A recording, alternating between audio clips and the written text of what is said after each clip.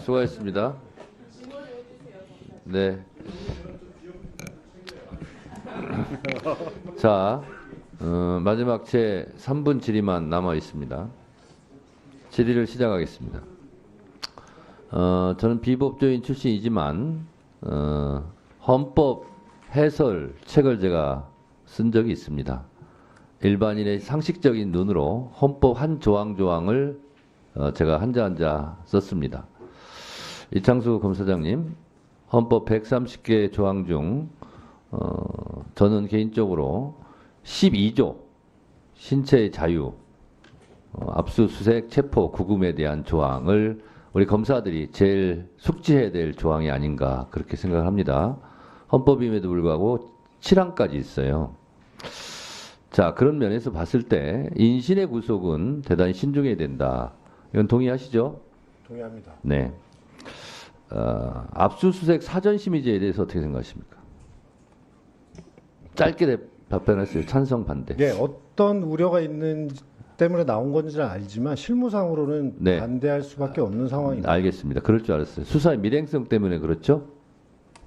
그렇습니다. 네? 그렇고 수사의 신속성에서 그 상당히 신속성과 밀행성 이런 것 때문 아니겠습니까? 자, 그런 면에서 제가 살펴보겠습니다. 특수활동비는 그 밀행성, 뭐 신속성과도 연관이 있겠죠. 그러면 특활비는 수사를 하라고 주는 돈입니다. 국민 세금입니다. 자, 그런데 그 은밀하게 해야 될 특활비, 수사가 주유소, 대형 마트, 할인점 이런 데 가서 특활비가 쓰여지면 그건 특활비가 아니죠. 수사를 그런 데 가서 하는 게 아니기 때문에. 우리 서울고검장께서도 부산지방검찰청 동부지청장 시절에 보니까 매달 53만 원씩 썼어요. 그러면 수사를 53만 원치씩 매달 하는 건 아니잖아요. 이러니까 국민들이 특활비에 대해서 문제 제기를 하는 겁니다. 그리고요, 이상한 일이 또 있어요. 이상하게 설날 전날 그렇게 수사를 많이 하나 봐요. 이때는 집중적으로 특활비가 배포가 됩니다. 아니, 설날에 다 집에도 가고 그러실 텐데 왜 이때 특활비가 필요할까? 떡값이죠. 그리고 뭐 지자체 이런 데서 보도블록 깔는다고 비판을 많이 합니다. 2배에서 16배가 12월 달에 집중적으로 살포가 됩니다. 특활비가. 이러면 안 됩니다. 그리고 피의사실 공표 이거 하면 안 되죠. 이창수 검사장이 성남지청일 때 이재명 대표 수사를 하는데요. 제목 조선일보 이재명 진술서 6장 낸 뒤 더 묻지 마라. 법조계 진술 거부. 이게 저녁 시간 7시 16분에 기사가 납니다. 검사가 알려주지 않으면 어떻게 이런 기사를 조선일보에 쓸 수 있을까요? 이창수 검사장, 본인이 성남지청장 때 있었던 일입니다. 네. 왜 이런 기사가 나죠? 제가 정확한 경위는 잘 모르겠는데 저희가 일부러 뭐 저런 내용을 언론에 내고 그러지는 않습니다. 텔레파시입니까? 기자가 아니면 신의 능력으로 조사실을 다 보고 있습니까? 이렇게 하지 마세요.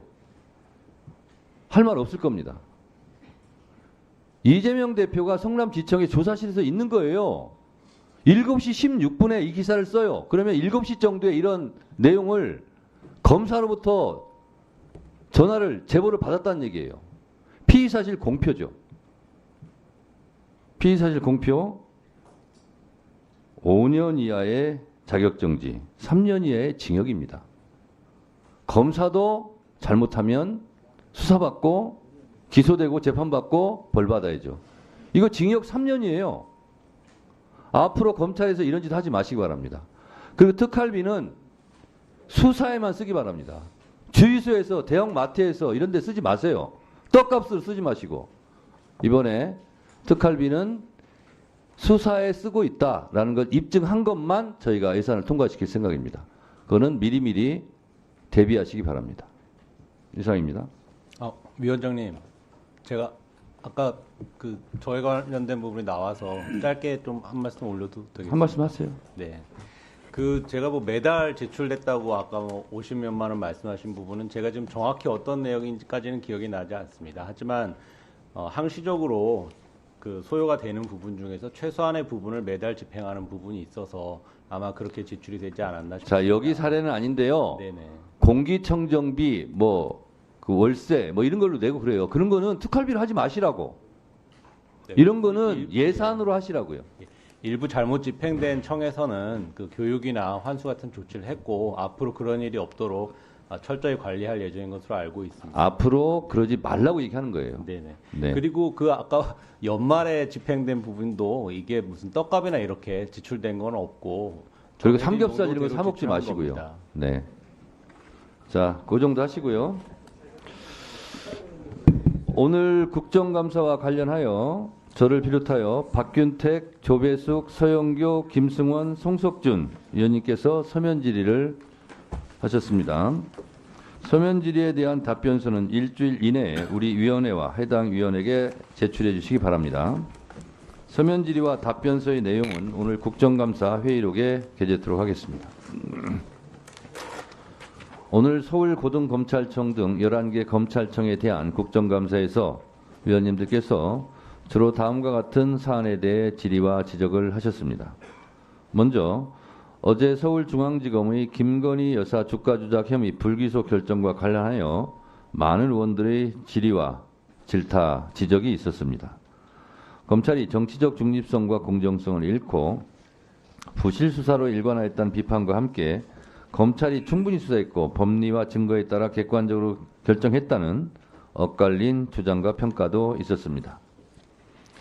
그 외에도 현재 진행 중인 검사 탄핵소추의 필요성 및 정당성에 대한 논의와 함께 서울고검과 수원고검 및 산하지청들이 담당하고 있는 주요 사건에 대한 철저하고 중립적인 수사를 촉구하는 주문도 있었습니다.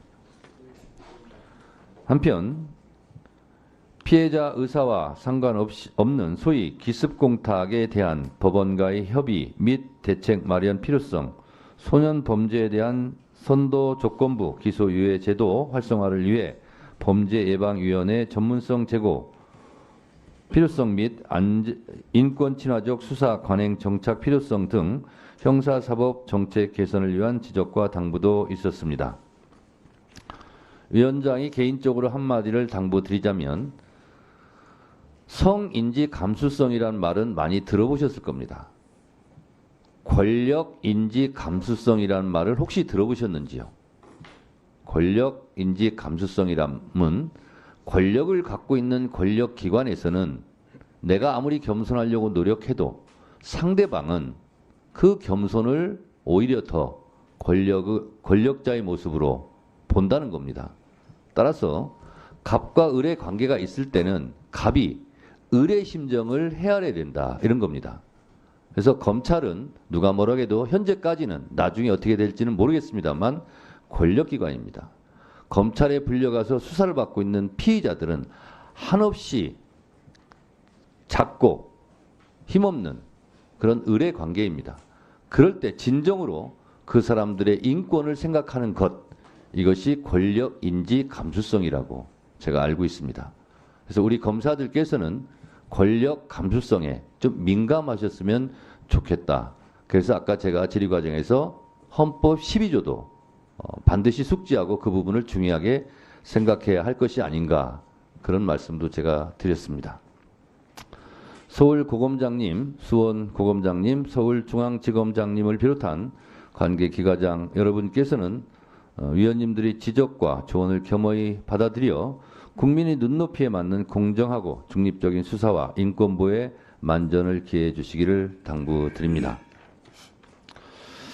이상으로 오늘 서울고등검찰청 등 11개 검찰청에 대한 국정감사를 모두 마치겠습니다. 위원님들 장기간 수고 많이 하셨습니다.